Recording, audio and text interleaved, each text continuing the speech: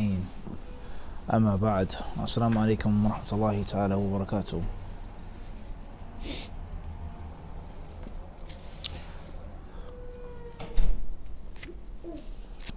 In Kitab Salat al-Eidain, if you've noticed, Khalid, there was no chapter 1.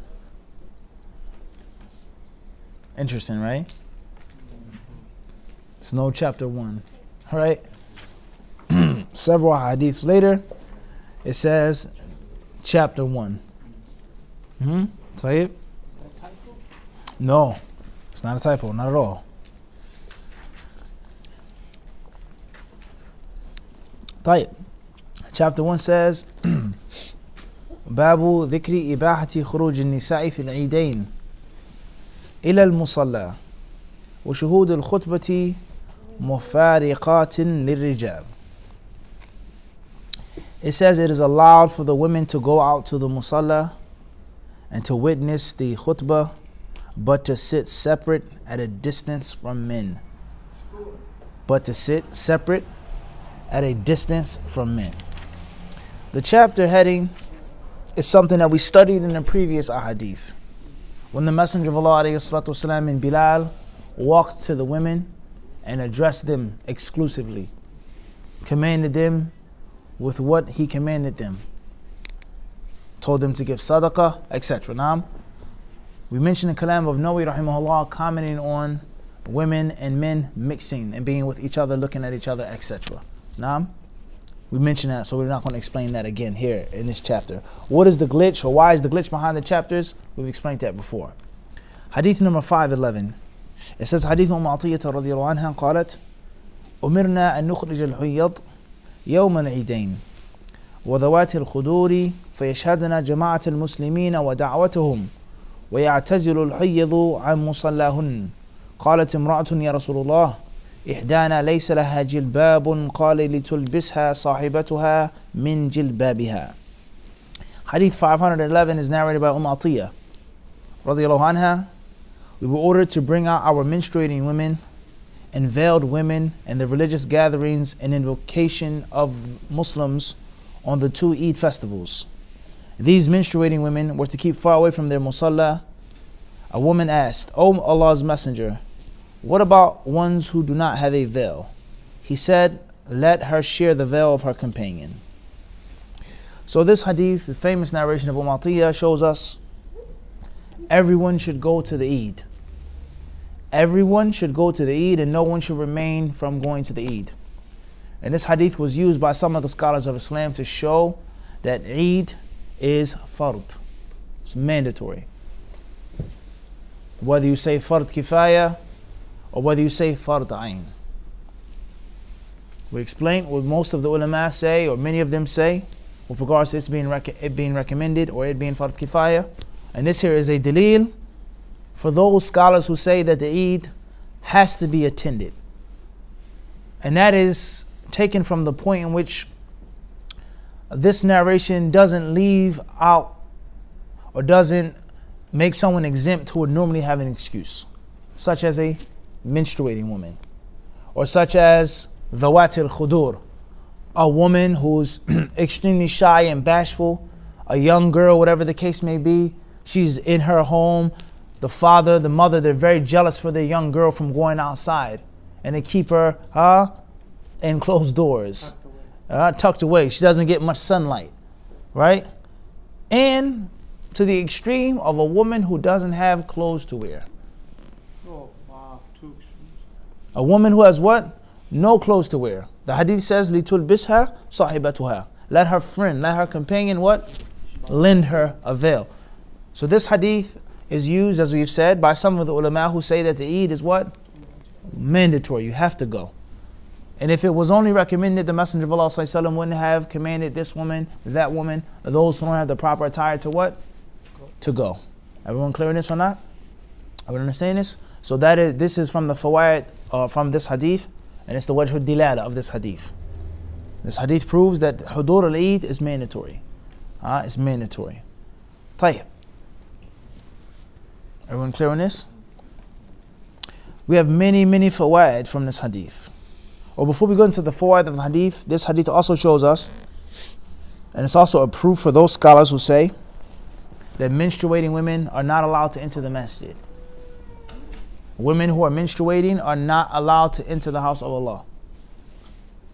If they had to refrain and stay away from the musalla, which was outside, then let alone in the house of Allah inside, in which they're mixing with the women who are pure and the women who are offering the prayer. So this hadith is used by some of those ulama. Now, we take the issue, we're studying it in a book or a question or whatever, and we discuss it. And then we have another book or another class in which we're not discussing the issue, but the issue comes up. And you now have a proof for that view, whether that's the view that you adopt or not. But you know that this is from their what? Min adillati al-qa'ilina biwujub kadha or bi-tahrim kadha. Everyone understand this? And this assists you, helps you in becoming a better student of knowledge, in which you familiarize yourself with the proofs and evidences of the different people of the madhahib. Those who hold this view, those who have that view. This is based off of something. It's based off of something. The other proofs and evidences, wa alaikum assalam wa rahmatullah. I'm sorry, Ryan, for interrupting. Is there any place for the sisters praying? Yeah, upstairs from inside. Show them Khalid. Inside? Where you have the proofs and evidences that you know that the view is based off of what? Something. You may not agree, you may not know all of the proofs and evidences, you may not know the comparative argument, but you know that there's what? Is dalil. Alright? Khairan inshaAllah. Another, as far as the fawaid of this hadith, this goes to show us is that a woman who is menstruating, we do not believe and we don't hold the opinion like some mushrikun do, or Rastafarians, or certain Jews, certain religious groups and sects, in which a menstruated woman is totally impure and filthy and dirty and unholy, in which she is not allowed to remain under one roof. She is not allowed in the kitchen, she cannot cook, she cannot prepare drinks, she cannot come within any close proximity of those who are not menstruating, whether they're other women who are pure or men. That is not our aqidah, and we as Muslims have our own creed, we have our own practice, our own religion, our own culture, our own politics, and we do not resemble them. And there are many, many extremes. Some countries in the Far East, whether it be India or Nepal, okay, they send their women very, very far out. All types of dangers, all types of harm. They have to walk for miles until they sit in a shed for 7 days. Okay? In some places you'll find this in certain regions, Tibet, other places like this. They have the women stay in the with the cows, goat and sheep, until she's off of her menstruation. Then she can come back home into the normal house. Okay? And there are other people like this as well, where they said it's not just Buddhists or Hindus or whatever they may be, also Rastafarians. Many of them are like this as well. A woman who's menstruating is not allowed to come near anyone who isn't menstruating. A woman who's menstruating is clean and pure in al-Islam except for certain things. Certain things. Things over which the ulama agree and things over which they disagree. The things upon which they agree is vaginal intercourse. Vaginal intercourse. Intimacy in the traditional way. That's prohibited. As far as touching, kissing, hugging, groping, etc., that's not what? It's not prohibited, as we've explained in wal-Marjan. That's not what? That's not prohibited. Laying and sleeping with your menstruating wife is permissible. All right? Your menstruating wife eating with you, cooking for you is what? It's permissible. If you have a woman in which you're afraid that she's going to throw a hex on you, or put a spell on you, or put some blood into your spaghetti or soup because she's menstruating, then you have a problem with that woman in what? In general. Yeah, you shouldn't even be married to a woman in which is the thought of her what? Poisoning you. Everyone understand this? Or putting a spell on you, butterfly tongues or whatever else people say, I want to poison you with. Everyone understand this? Listen carefully.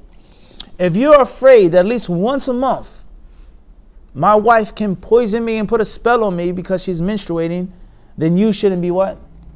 Married to that woman from the get-go. If you can't go to sleep at night and feel safe, you don't need to be in the house with that what? That person. This is reality now. If you go to sleep with one eye open, or with your hand on a weapon, or thinking my wife, she may try to stab me or burn my beard, put a torch on my beard, These are real stories, ikhwan. I found out he got another wife. I'm going to burn your beard in your sleep. As happened, yes. This is a true story. Nah. Everyone understand this? So she's gonna pull out a what? A pocket knife. Automatic, huh? Cut you up. Or carve her name into your chest. Abdullah. This is property of Abdullah. Huh? Let your second wife what? Let her see that. It's reality. If you're afraid of someone doing you bodily harm at night when you're sleeping in the bed, then you don't what? You don't need to be with that woman or that man. And if you're afraid of your wife preparing you a meal and she's going to poison you and put a spell on you, and you don't need to be what? It just goes to show you the stupidity of certain people. You're incompatible. And what you're afraid that she's going to what? Put some type of spell on you because she's menstruating. So in Islam, that is haram according to all of the ulama. Other things are haram according to some of the ulama, such as entering the masjid, as we just explained, touching the mushaf, the Quran, quote unquote, reading the Quran, teaching the Quran, studying the Quran at the time of menstruation. Another thing which is impermissible, and there's no doubt about this, is tawaf. A woman making what? Tawaf for hajj, for umrah, or whatever the case may be. Making tawaf as a menstruating woman, right? Okay.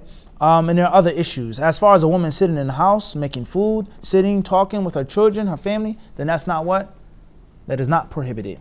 A woman reading the hadiths, a woman listening to a lecture, a woman listening to the Quran, things like this, none of those things are what? Prohibited. Let alone kicking a menstruating woman and making her walk 4 miles to an isolated wooden shack, in which there are tons of venomous snakes on the road. I read different articles about some women in different parts of the world, what they have to go through when they what? When they menstruate, all right? So none of those things are prohibited in our deen. And as long as we continue to imitate the disbelievers and the mushrikun, Allah subhanahu wa ta'ala, unfortunately, will be humiliated when we try to imitate them and be like them. And when people convert or revert to Islam, whatever you want to say, but they have some type of cultural roots with Hinduism or polytheists or whatever it is, the closer they are to those cultural roots and norms, the more danger there is. And the further they get away from that original culture, the safer they are. The safer they are. The what? The safer they are. And obviously culture in Islam, that's a very, very long discussion with regards to the harms and the benefits of culture. Wallahu alam. Another fact that we take from this hadith is that the parents are responsible for their young children, boys and girls, especially the young girls. You're responsible for your teenage girls, to keep them chaste and pious, to enforce the Sharia upon them, to teach them, to educate them, to honor them, give them a sense of worth and respect. Dhawatil khudur, women and girls that are what? As he said, tucked away, locked away. You're not going outside. You're not going around and running the streets or being a mall rat. You understand what I'm saying to you? This is a reality. You have a 16-year-old daughter, a 15-year-old daughter, a 17-year-old daughter, whatever the case may be, you have to have jealousy for your daughter, protect her. And the most important way of protecting them, after Allah's protection, of course, is you mentally training them. You beating them, locking them up, taking away from them their allowance, just putting them on punishment. You can't have boys, you can't have a phone. Maybe that may work, but the most important is here. Is to teach them that Allah sees you. Allah is watching you. You dishonor yourself when you sleep with a boy that you're not married to. Not me. You dishonor yourself. You disrespect yourself, and Allah is angry with you. And you have to be responsible for your own nafs. It's not just, I'm dishonoring my father, or I'm shaming my family name. You're shaming your Islam, your Iman. Your Iman may be removed from you. You may die in that state. So you have to teach them about zina, about boyfriends and girlfriends, homosexuality, all of these different problems that the youth face. You have to teach your children, boys and what? And girls. But right now we're just talking about what? Young girls. And many brothers, unfortunately, they don't have jealousy for their daughters whatsoever. And there's some brothers who have too much jealousy for their daughters. They're extreme. And that jealousy blinds them and colors their judgment and gets them to oppress their daughters and to wrong them and hold back their Islamic advancement. A young brother comes, I want to marry your daughter. Sheikh, a young brother known in the community, trying to be righteous, trying to be studious, trying to do the right thing. And the brother says, what? Get out of here. You're not good enough for my daughter. Maybe he isn't. Then another, and a third and a fourth, next girl doesn't get married. Everyone understand this? So just think about how hypocritical you are as a person. Did you not get married before? How would your daughter be alive if you never took someone else's what? Daughter. You stole his young, sweet baby girl and impregnated her. But no one can do it to your daughter now. So men are hypocritical. And they forget how they were. When you were 16 and 17 years old, did you have a job when you first got married? Did you have this big house that you have now in Abbey? No, you didn't. Because Umi told me that you didn't. Right? You didn't have this savings and this business. You were working in a what? A roti shop. Huh? How do I know this? I wasn't born, but what? Umi told me that you were broke when you got married to her. But her father what? Allowed you guys to get married. So why can't I get married? I'm trying to do the right thing, Abby. No, you got to have this job. You got to have this amount of money saved up. You got to have these amount of degrees. You have to have this car. You have to. Treat people how you what? How you like to be treated. Everyone understand this? And this is a reality. Many parents, they forget how they were when they were what? When they were younger. And if you wanted to get married, or you needed to get married in 1960 or 1950, or whatever you got married, what do you think about what? 2019. So fear Allah. Fathers need to what? They really need to fear Allah subhanahu wa ta'ala, because they're going to be questioned on the day of judgment about what they did with their daughters. Tayyib. Hadith says, فَيَشْهَدْنَا جَمَاعَةَ الْمُسْلِمِينَ وَدَعْوَتَهُم, and they should take part in, and they should come and see and enjoy the what? Jama'at al-Muslimin, the Jama'ah of the Muslims. This hadith proves and shows us is that the word Jama'ah has several meanings and usages. And it doesn't just mean al-haq, ma wafaq al-haq, the truth. That's only one interpretation of the word Jama'ah according to that narration of Abdullah bin Mas'ud, which adds and supports the perverted understanding of people today. To separate from the Muslims, split up, minimize, isolate yourselves, cut yourself off from all of the Muslims. And then he says, well, aren't you supposed to be Ahlul Sunnah wal Jama'ah? Aren't you supposed to stick together? Aren't you supposed to be with the Muslims? They say, Al-Jama'atu ma wafaq al-haq, wa in kunta wahdaka fa anta al-Jama'ah. They said the Jama'ah is that which agrees with the truth. Even if you're by yourselves, then that means you're what? The Jama'ah. That's not the speech of what? The Rasul. That's Abdullah bin Mas'ud's speech. But not saying that it has a bad meaning. Al-Jama'ah, sometimes it means the truth. Sometimes it means united upon the what? The truth. And sometimes it means the what? The body of the Muslims. Different meanings. Alright? It's different what? Different meanings. This hadith clearly proves that it says so they can bear witness to the what? Jama'at al-Muslimin. Haqq al-Muslimin? La. Ma wafaq al-haq? No. They're talking about the what? The physical congregation of the what? Of the Muslims. Everyone understand this? Wa da'watahum, and their supplications to Allah. Being around good and positivity, right? وَيَعْتَزِلُ الْحُيَّذُ عَنْ مُصَلَّاهُنَّ, and the menstruating women should stay away from the musalla, as we previously explained. This hadith also goes to show us, قالت امرأة يا رسول الله, O Messenger of Allah, إحدانا ليس لها جلباب, one of us doesn't have a jilbab. This hadith shows us, this part of hadith shows us that it's from the sunnah to seek further clarification, to seek further details.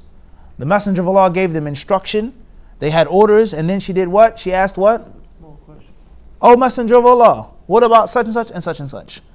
What about this and what about that? So there's nothing wrong with seeking details from the mufti. You're asking for a fatwa, you ask a question, and sometimes you seek what? Further details. There's nothing wrong with that. Everyone understand that from this hadith? Also, this hadith shows us, and it gives us the concept of sisterhood. Sisterhood. Is that from sisterhood is to lend your sister clothes, or to give her clothes. Give her a jilbab. There's nothing wrong with that. Give her a gift, right? And there's nothing wrong with wearing someone else's clothes. There's nothing wrong with what? Wearing someone else's clothes. This hadith also goes to show us, it shows us the filth of tabarruj. And you're not supposed to go to the Eid naked. You're not supposed to go to the Eid dressed like Allah knows best how you're dressed. The Eid is not a fashion show. You're supposed to go to the Eid wearing a what? Jilbab. And if you don't have one, then you need to borrow one. Everyone understand this? Very important concept. You go to the different Eids of the Muslims, you're happy, alhamdulillah, but oftentimes you feel what? Upset. When you see how many women dress, how many brothers allow their wives and daughters to dress. And you find some brothers, and the truth is said, I'm only speaking the truth, they're hardcore, big beards, their throws are short. We don't go to this masjid, we don't support this masjid, oh, we don't take knowledge from this person. See there, Salafi on Yawm al-Eid. That's his daughter, that's his wife. Where's the niqab? Where's the gloves? Where's the black? No, it's makeup and high heels and transparent, colorful type of what? Abdul Qawi? All types of what? Fabrics and styles and colors. The brother, he walks by, and I'm not making this up. And he walks by in his family, and it's like the sister had a what? This much perfume. She just dumped it all over herself. And he's calling people innovators. Yo, Mubtadi'. Oh, we don't take knowledge from this brother. Oh, we don't have no problems with him, but we just, I mean, come on, man. Let's stop this stuff, guys. Am I making this up, Abdul Raqib? Brothers, you'll be shocked. We're not talking about a brother who doesn't have a beard, who wears tight pants. We're talking about a brother who's what? He said what? So, quote unquote. And you see his women folk, what? It's not the same. So if you're so strong and powerful, why can't you enforce that on your own family? You're not the line of the king. Everyone understand this? So we have to be mindful of this, guys. Jilbab, Not a tight dress, not some sheer see-through type of cultural stuff. A jilbab, right? A what? A jilbab. This hadith also goes to show us is that the jilbab is literal and it is not figurative, as some ignoramuses try to make it today. That jilbab is jilbab of the heart. Hijab is a hijab of a character. Hijab is internal and never external.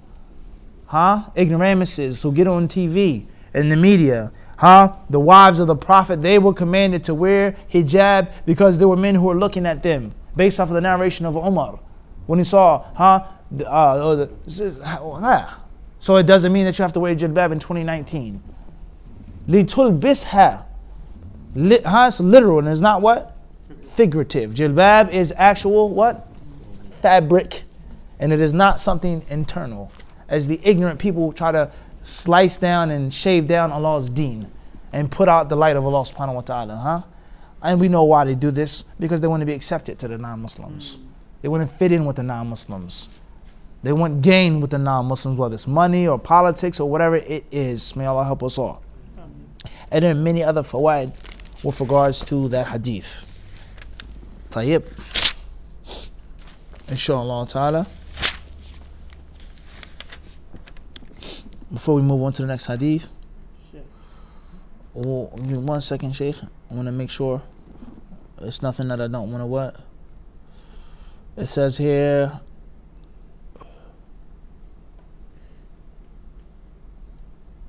Nawawi rahimahullah, he says here about the part in which she says that the menstruating women were commanded to avoid the musalla. فيه منع الحيض من المصلى واختلف أصحابنا في هذا المنع فقال الجمهور هو منع تنزيه لا تحريم وسببه الصيانة والاحتراز من مقارنة النساء للرجال من غير حاجة ولا صلاة وإنما لم يحرم لأنه ليس مسجدا. وحكى أبو الفرج الدارمي من أصحابنا عن بعض أصحابنا أنه قال يحرم المكث في المصلى على الحائض كما يحرم مكثها في المسجد لأنه موضع للصلاة فأشبه المسجد والصواب الأول. Listen carefully. Nawawi says that part of the hadith in which the menstruating women were they were commanded to refrain from the musalla. He says here, this proves is that the menstruating woman should stay away from the musalla. He says, وَاخْتَلَفَ أَصْحَابُنَا. The Shafi'i jurists, they differ on this issue. Most of them say that it's only disliked. It's only disliked. If she actually sat in the musalla and she's menstruating, it's not haram.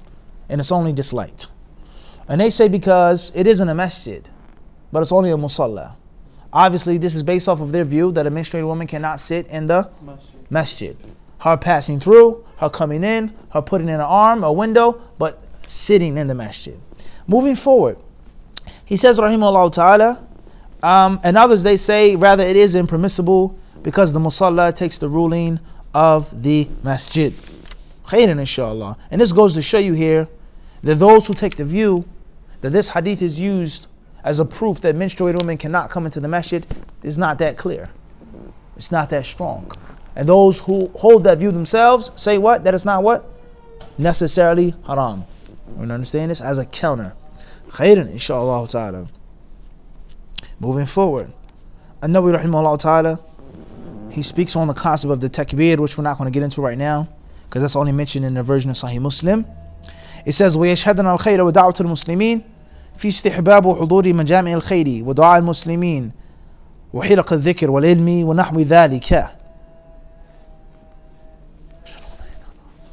He says this proves that it is recommended to attend the sittings of good, majami ul khair, majalis ul khair, to be a part of the movement of good, of positivity. Whether it's circles of dhikr, circles of knowledge, people are praying to Allah, worshiping Allah, you should be what? A part of it. You should be a part of it. You should physically attend. You should physically attend. And we all know the benefits of these things upon a person's life. Stress and worry, fear, anxiety, depression, let alone the hasanat that you get, the closeness to Allah. But all of these different worldly problems, oftentimes, they're kept from people that are always in these sittings. Always in these what? These majalis, in these majami'. Moving forward.